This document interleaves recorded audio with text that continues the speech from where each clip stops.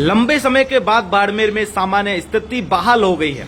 सोमवार को बाजारों में फिर से चहल पहल देखी गई और लोगों के चेहरे पर राहत की मुस्कान लौट आई है। जिला प्रशासन ने ब्लैकआउट को समाप्त करने की घोषणा की, जिसके बाद मंगलवार से स्कूल, कॉलेज और कोचिंग सेंटर नियमित रूप से वो खोले गए हैं। जिला शिक्षा अधिकारी कृष्ण सिंह ने बताया कि मंगलवार से सभी शिक्षण संस्थान सामान्य दिनों की तरह संचालित होंगे। उन्होंने कहा कि लंबे समय तक बंद रहने के बाद अब बच्चों की पढ़ाई फिर से पटरी पर लौटेगी। सभी स्कूलों और कॉलेजों को नियमित कक्षाएं शुरू करने के निर्देश दिए गए हैं। सोमवार रात को बाड़मेर में वो ब्लैकआउट नहीं हुआ, जिससे लोगों ने राहत की सांस ली। हालांकि कुछ लोगों ने स्वेच्छा से अपनी लाइटें बंद रखी, जिससे बिजली की बचत में सहयोग मिला।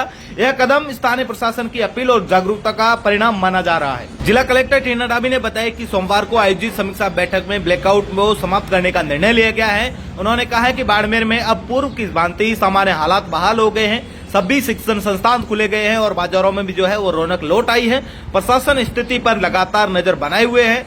सोमवार को बाजारों में लोगों की भीड़ देखी गई। दुकानदारों ने बताया कि ब्लैकआउट के कारण व्यापार पर काफी असर पड़ा था, लेकिन अब सामान्य स्थिति होने से कारोबार फिर से गति पकड़ेगा। लोगों ने कहा कि बाजार में फिर से रौनक देखकर अच्छा लग रहा है। अब बच्चों की पढ़ाई और रोजमर्रा का काम वो सामान्य रूप से शुरू हो सकेगा। अब आगे वीडियो में सुनिए स्कूल टीचर्स का क्या कहना है और जुड़े रहे तमाम प्रकार के अपडेट के लिए द खटक के साथ मैं आपका साथी जसवंत सिंह सिवकर। मेरा नाम कैलाश कौर भाटी है। राजकीय बालिका उच्च माध्यमिक विद्यालय मालगोदाम रोड की प्रिंसिपल हूँ मैं।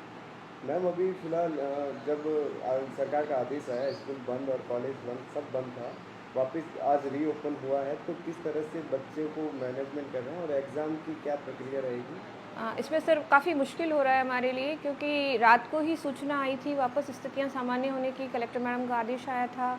अब क्योंकि अपना स्कूल नोडल है, हॉस्टल अटैच है अपने से, तो बच्चों को इन्फॉर्म करना, उन्हें वापस बुलाना, टाइम टेबल को सेट करना है, क्योंकि बीकानेर का आदेश भी आज ही आया है। स्कूल लेवल पर 9th की और 11th की परीक्षाएं करवाना अपने आप में चैलेंज है, क्योंकि 16 अपना लास्ट वर्किंग है।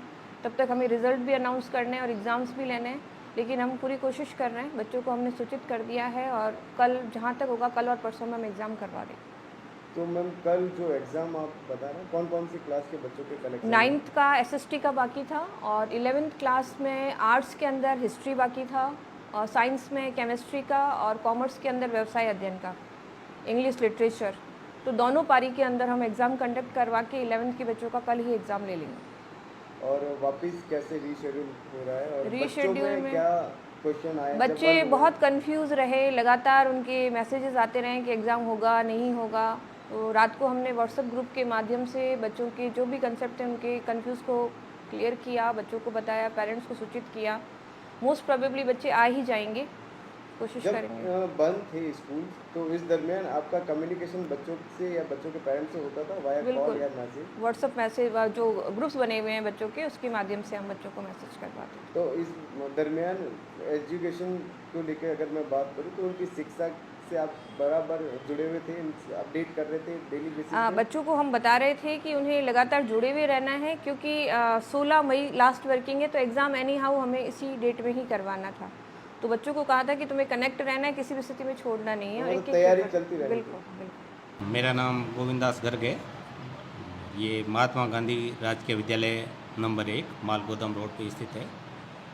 जी सर, अभी लगातार स्कूल्स बंद थी और आज वापस रीओपन हुई है, तो इस बीच बच्चों से कैसे संपर्क था और किस तरीके से आप हैंडल करते?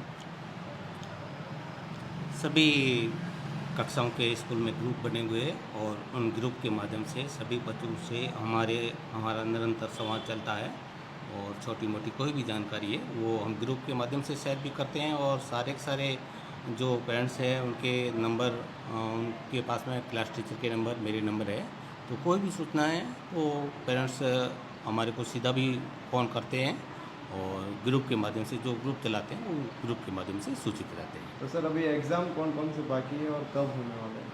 एग्ज़ाम मोस्टली हमने 7 मई से पहले लगभग करा लिए थे।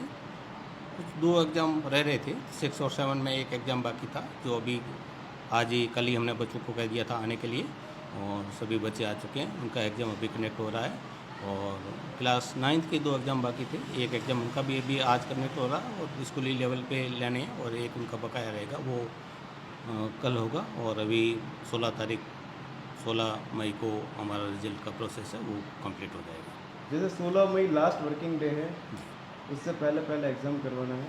उससे पहले हमारे को एग्ज़ाम भी करवाना है और उससे पहले हमारे को रिजल्ट भी 16 मई को रिजल्ट भी हमारे को डिक्लेयर करना है। तो रिजल्ट से संबंधित पूरी तैयारियाँ वो भी 16 मई को कंप्लीट करनी है।